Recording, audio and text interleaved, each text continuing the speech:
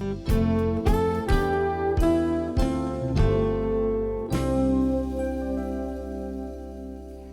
know, it's one thing to preserve history through words and pictures. It's quite another, though, to bring that history back to life. Well, that's what some ambitious, energetic citizens of a West Tennessee community are accomplishing.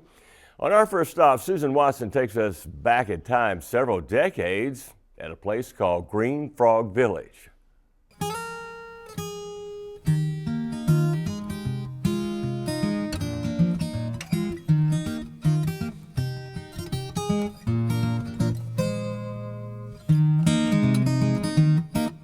It seems that the world is changing faster than we can keep up with sometimes these days, and pieces of our past just slip away. But John Freeman is doing everything he can to preserve the beauty of turn-of-the-century West Tennessee. Green Frog came to be because of my interest in history, and then here in West Tennessee I built a house out of old logs where we live, and that got to be kind of an obsession. The more logs you have, the more you find, and so I would build another log barn, and finally I had a log barn that I couldn't put in my yard, so I put it over here. And then that grew into a village. So then after we got started, the vision of a rural southern town, antique town, came into being. So that's what we've been working on for about almost 20 years now. The name Green Frog is borrowed from a local country store built back in the 1920s. John Freeman's Green Frog Village spreads out across a former cotton field and is often so serene that it's easy to imagine you've just been transported 100 years back in time to a quiet Sunday morning before anyone in town has stirred. And other times, the village is alive with the shrieks and laughter of dozens of school children as history comes to life before their eyes. After shelling corn in the blacksmith shop, this first-grade class from St. Mary's learns what school was like when the entire school fit into one room. Visitors are free to walk the grounds, explore the buildings, and learn what life was like here a century ago.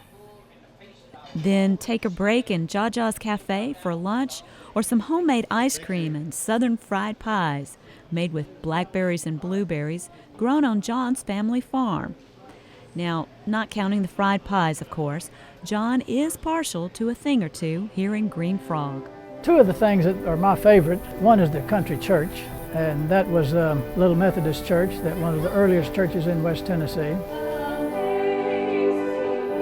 Very active church at one time, but then due to demographics they closed, and so they donated the church to Green Frog, and we've restored it, used it for a wedding chapel, and there's a little church that meets there actually ever since we moved it.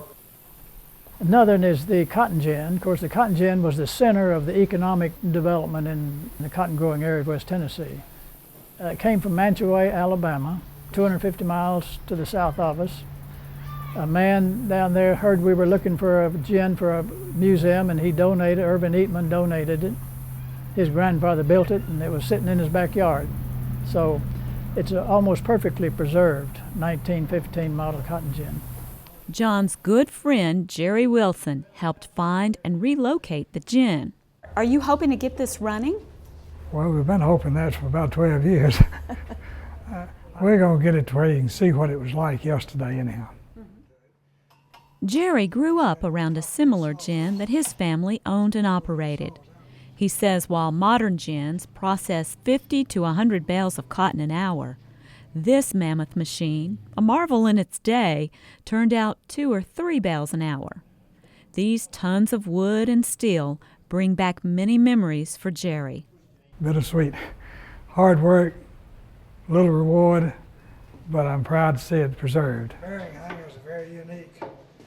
While the cotton gin sits in majestic silence, a short walk away, a room is filled with the rhythmic sounds of a printing press and the clicking keys of a linotype in Green Frog's print shop.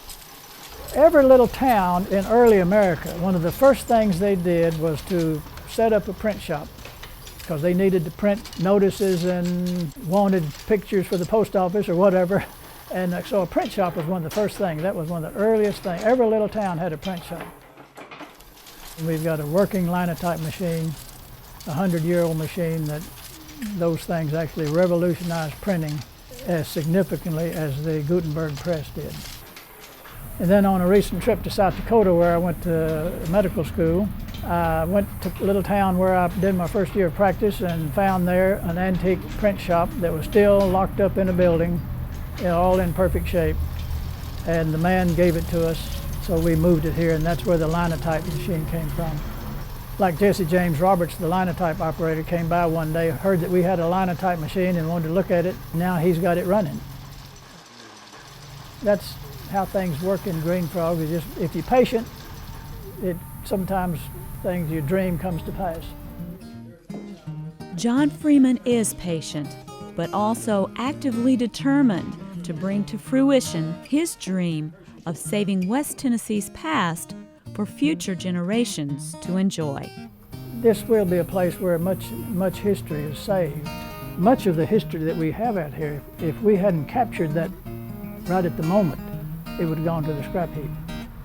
The person gets a great deal of satisfaction out of seeing how things look and the beauty of the village, and then to remember the struggle that it took to bring that about.